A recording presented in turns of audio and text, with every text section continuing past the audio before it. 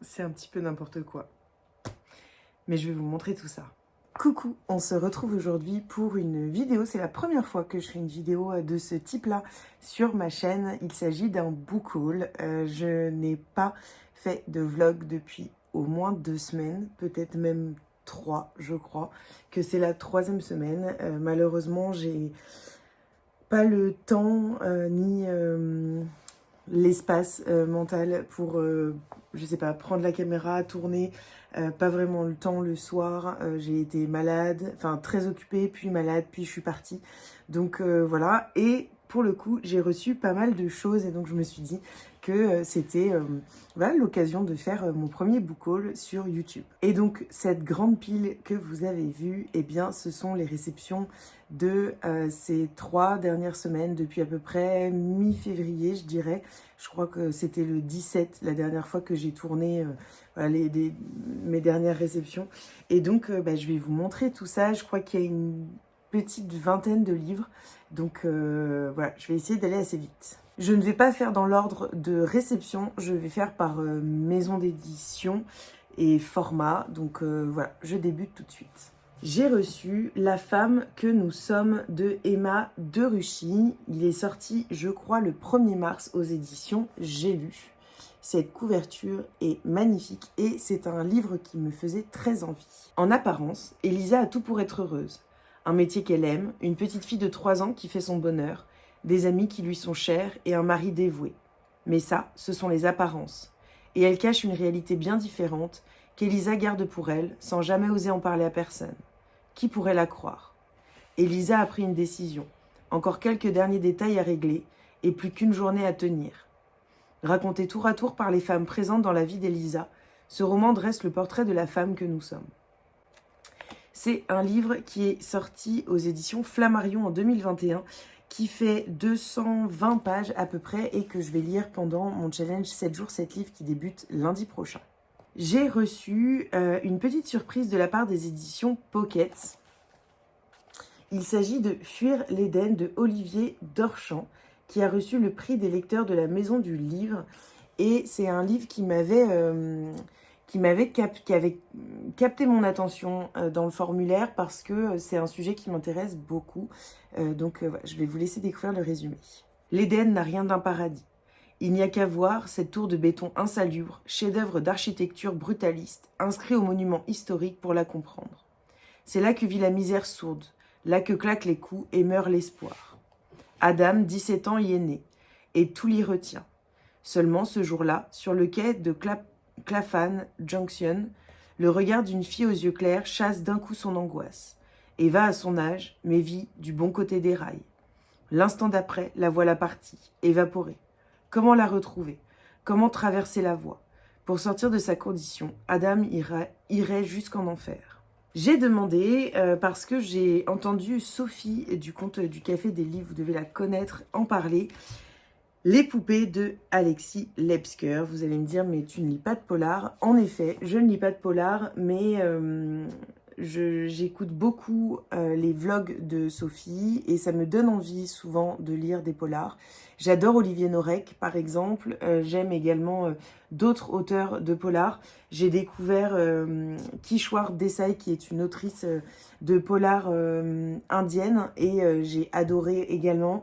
Donc voilà, j'avais très envie de le lire. Elle m'a vraiment captivée en parlant de ce roman et notamment de cet auteur. Donc à voir ce que ça donne, je voulais le résumer. Sous le soleil de Provence, un reflet accroche le regard. Pourquoi ce cadenas flambant neuf sur la porte d'une chapelle abandonnée en pleine garrigue? De plus près, c'est l'odeur qui prend à la gorge, puis une nuée de mouches qui annonce la couleur. 6 morts, un carnage. Pour le commissaire Venturi, en délicatesse avec l'IGPN, ce n'est pas le moment de jouer au cow-boy comme on l'appelle. L'assistance d'une jeune criminologue, Olivia Montalver, ne sera pas de trop. D'autant qu'à en juger par l'état des cadavres, déguisé, perruqué, le malade qui a commis ces crimes aime jouer à la poupée et ne demande qu'à recommencer. J'ai également reçu 2 autres surprises de la part des éditions Pocket. Le dernier, Michel Bussy, Nouvelle Babel. Je vais vous lire le résumé. Oui, je vais vous lire le résumé. Je ne sais pas si vous avez déjà lu Michel Bussy. Moi, c'est un auteur dont j'entends beaucoup parler, mais que je n'ai pas encore lu. Donc voilà, si vous avez des petits retours à me faire pour peut-être me motiver à le lire plus rapidement. C'est un assez gros pavé, il fait 500 pages et j'avoue que je n'ai pas encore lu le résumé, donc je vais voir si ça me tente. Jour tranquille au Tuamotu, sur une île privée de l'archipel polynésien, une poignée de retraités savourent leur vieillesse à la plage. Quand soudain, une voile se profile à l'horizon. C'est la mort qui approche, sous les traits d'un mystérieux tueur blond. Du jamais vu pour le commandant Artem Akinis et son équipe. Dans cette démocratie idyllique et sans frontières qu'est devenue le monde, alors qu'à tout instant on sait où chacun est et va, que signifie un tel crime? Commence alors, de Rio à la jungle birmane, jusqu'aux confins de l'Himalaya, une course contre la montre où aucune aiguille ne semble tout à fait à sa place. J'avoue que ça me tente pas mal. Je ne l'ai pas beaucoup vu passer sur les réseaux et en même temps, vu que c'est pas mon style à la base, je pense que voilà, il est passé à la trappe pour moi. Mais bon, j'adore la couverture qui est vraiment magnifique. Et le résumé me tente pas mal. Ça a l'air d'être de nous faire voyager aussi, donc à voir. Et j'ai reçu De notre monde emporté, prix France Bleu, page des libraires. C'est également chez Pocket. C'est écrit par Christian Astolfi. Il s'agit des Révélations Pocket. À la Seine-sur-Mer, on était des chantiers, comme on est d'un pays, d'une famille. Comme son père avant soi, comme personne après eux. Combien d'hommes, en ces années 1970, ont connu la tôlerie, la forge, la machine? Soudant ici, graissant là, suant dans la fournaise d'où sortaient ces géants des mers. Fierté du geste, triomphe de l'ouvrier. Celui qu'on appelait Narval s'y construit. Sa classe sociale, ses camarades, son identité politique. Lorsque la fermeture est annoncée, il entre en lutte, à la vie, à la mort. Bientôt, le scandale éclate et emporte tout sur son passage. Requiem pour une classe ouvrière déchue. Ça a l'air d'être assez intéressant et de rentrer pas mal en résonance avec ce qui peut se passer aujourd'hui avec toutes les fermetures d'usines depuis plusieurs années, notamment récemment des usines de betteraves ou des magasins tels que Camailleux, etc. Enfin, ça me fait penser un petit peu à tout ça, à toutes ces grandes usines, ces grands groupes qui tout d'un coup ferment et voilà, il y a plein de monde qui se retrouve au chômage et des gens qui travaillaient parfois depuis le début de leur vie dans ces endroits, donc à découvrir. Et pour le coup, il est assez court, donc ce sera peut-être aussi un des livres que je vais lire pendant mon 7 jours, 7 livres, je vais voir. J'ai reçu le roman, donc ça c'était en fait j'ai gagné un concours, le concours que organisait Amélia sur son compte, donc c'est Idée Lecture, pour découvrir le roman qu'elle a auto-édité, Messa des Oro. C'est un livre qui, je pense, va me sortir de ma zone de confort parce que j'ai l'impression qu'on est sur quelque chose d'un peu fantastique. Mais voilà, j'adore Amélia, j'adore nos échanges. C'est vraiment une superbe rencontre et depuis le tout début de ma chaîne. Donc voilà, j'avais très très très envie de découvrir son livre et donc trop contente d'avoir gagné son concours. Rose vivait une vie bien tranquille. Son père et elle n'étaient pas très proches, certes, mais elle pouvait toujours compter sur Lé, sa meilleure amie. Mais sa vie bascula lorsqu'un jour, après l'école, elle se fit agresser. Elle fit alors une terrible découverte qui chamboula sa vie à tout jamais. Toutes ses certitudes s'envolèrent en éclats et un nouveau rôle lui incombait désormais. Saura-t-elle être à la hauteur de la tâche? Pourra-t-elle protéger ses proches, même au péril de sa vie? On va voir ce que ça donne, j'ai hâte de le lire. Un peu peur aussi, je vous l'avoue. Il fait partie, pour le coup, de ma sélection 7 jours, 7 livres, donc je vais vous en reparler assez rapidement. J'ai reçu également alors, je les ai pas mis ensemble, mais j'ai reçu 2 livres de la part des éditions Le Duc qui sortent en mars ou qui sont sortis peut-être en février, fin février, quelque chose comme ça. Nos désirs font désordre de Adélaïde Barat-Magan. Pseudonyme Avec Plaise sur Instagram. Et donc c'est publié chez Le Duc Société. Comprendre que l'intime est politique et le libérer du patriarcat. Le manifeste qui nous aide à trouver ensemble la force de lutter. J'aime beaucoup la collection de Le Duc Société et donc j'ai vraiment hâte de le lire et je pense que voilà, la construction va va me parler et puis que c'est des questions qui vont me parler également. Donc à voir, j'espère le lire assez rapidement. Je vous en dirai des nouvelles. Et pourquoi les femmes font des burn-out, le guide féministe pour en finir scientifiquement avec le cycle infernal du stress. Un livre qui va parfaitement avec la période actuelle où je me sens un peu en burn-out. Alors pas au travail, pas dans ma vie personnelle, mais en globalité. Voilà, il y a beaucoup de choses qui tournent dans ma tête, j'ai envie de faire beaucoup de choses, j'ai pas assez de temps. Je me pose beaucoup de questions en ce moment sur mon avenir professionnel, notamment sur là où je travaille, là où j'ai envie de travailler, là où j'ai envie d'aller, ce que j'ai envie de faire dans mon travail, ce que j'ai envie de faire dans les endroits où je suis en ce moment. Voilà, c'est beaucoup de questions qui me traversent l'esprit et qui prennent beaucoup d'espace. C'est aussi pour ça d'ailleurs que j'étais pas beaucoup là ces derniers temps. Donc je vais prendre grand plaisir à le lire, à le feuilleter et je vous en dirai des nouvelles également. J'ai reçu La petite famille de Ismaël Béat. C'est publié chez Albin Michel et j'avais extrêmement envie de le découvrir. Dans un pays d'Afrique jamais nommé, 5 orphelins s'improvisent un foyer dans une carcasse d'avion abandonné, relique du chaos et de la guerre qui a ensanglanté la région et élève la survie au rang d'art, subsistant grâce à de menus larcins et des missions douteuses. Mais l'équilibre de cette petite famille est sérieusement ébranlé lorsque l'aîné, Eliman, fait la connaissance d'un mystérieux protecteur et que la jeune et franche Kudiemata se laisse envoûter par les beaux quartiers et leurs habitants fortunés. Avec ce portrait tendre mais sans concession des liens que l'on tisse pour tenter d'échapper à son destin, Ismaël Béat fait entendre la voix des plus vulnérables à travers d'inoubliables héros du quotidien. J'ai également reçu La marchande d'antiquités de Venise de Philippa Gregori. C'est dans le cadre de mon partenariat 2023 avec la maison d'édition Hauteville, une maison d'édition que j'adore, notamment pour leurs romans historiques étrangers. Et donc là, nous partons à Venise. C'est un livre qui me fait très envie et pour le coup, je vais vous mettre le résumé si vous voulez le lire comme ça. Mais je ne vais pas le lire parce que je ne me souviens pas exactement de quoi ça parle. Et j'ai pas envie d'en savoir plus, surtout que je vais le lire bientôt. Et donc, voilà, j'ai pas envie de trop me spoiler. Et c'est assez long. Je peux vous lire juste peut-être la phrase en dessous. De Londres à la Nouvelle-Angleterre, en passant par Venise, les eaux troubles emportent tout, révélant secrets et ennemis. Le talent de Philippa Gregori est à son apogée. Publisher Weekly.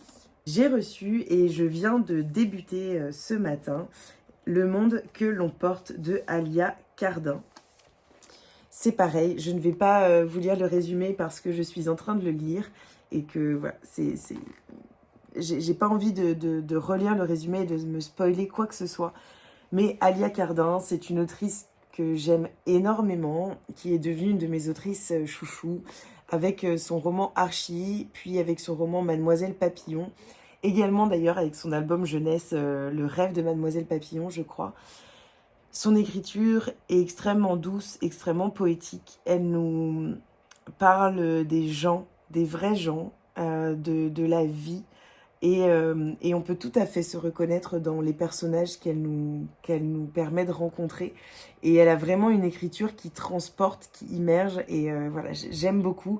Et je sais que je vais retrouver toute la douceur de Alia Cardin dans ce roman. Le titre est absolument magnifique. Le monde que l'on porte, je trouve ça splendide. Et ça va parfaitement avec cette couverture qui résonne. Et donc, je vous en reparle dans le vlog la semaine prochaine, de toute façon. J'ai reçu cette grosse brique de la part des éditions Charleston. Le dernier roman de Min Jin Lee, qui est en fait le premier qu'elle a écrit. Il s'agit de La famille Anne, donc de Min Jin Lee, qui est publié aux éditions Charleston. J'adore cette couverture. Alors j'avoue que la taille du livre me fait un petit peu peur. Emeline de la maison d'édition Charleston m'a prévenu que ce n'était pas un roman comme Pachinko, que c'était un roman entre historique et un petit peu à la chronique de Bridgerton, je crois. Donc je vais voir ce que ça va donner. En tout cas, j'ai très très très envie de le découvrir. Et un petit peu pareil que pour d'autres livres, je ne vais pas vous lire le résumé parce que je pense le lire bientôt et j'ai pas envie de me spoiler. Donc voilà, mais ce que je peux vous dire, c'est ce qu'on m'en a dit, c'est que c'était très différent de Pachinko et en même temps, beaucoup de lectrices m'ont dit qu'on retrouvait l'écriture magnifique de Minji Lee et c'est tout ce que je veux savoir. Et j'ai reçu également de la part des éditions Charleston le réseau Jane de Heather Marshall. C'est un livre que les lectrices ont toutes, donc les 20, notés 5 sur 5. Et c'est à souligner parce que c'est la première fois, d'après ce que j'ai compris, que ça arrive. Ça a été un coup de cœur pour certaines, une incroyable lecture pour d'autres. En tout cas, elles ont toutes mis 5 sur 5. Et donc voilà, ça veut quand même dire quelque chose.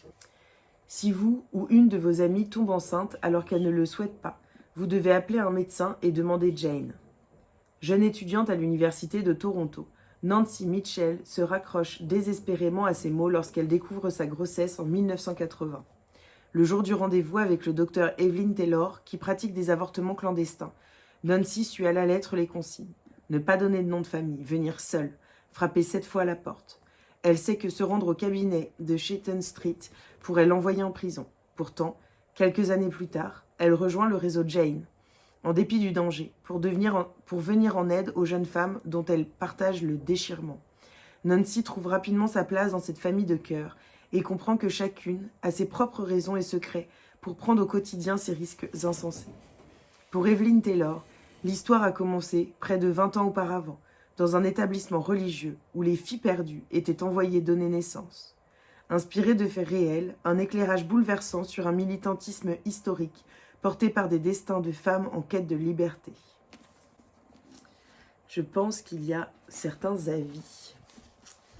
Alors, Sobukiful dit « J'ai été happée par l'histoire dès les premières pages. On ne ressort pas indemne de cette lecture. » Au fil des pages, Heather Marshall livre un hommage vibrant à toutes celles et ceux qui ont risqué leur vie pour défendre le droit des femmes à disposer de leur corps.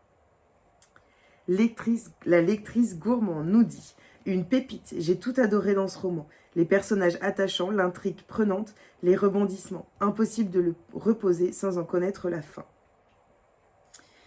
Et Pauline Books dit « Avec une plume juste et réaliste, l'autrice met en lumière le combat que les femmes ont dû mener pour légaliser l'avortement. » Et pour finir, j'ai reçu cette bande dessinée, Une saison en Éthiopie.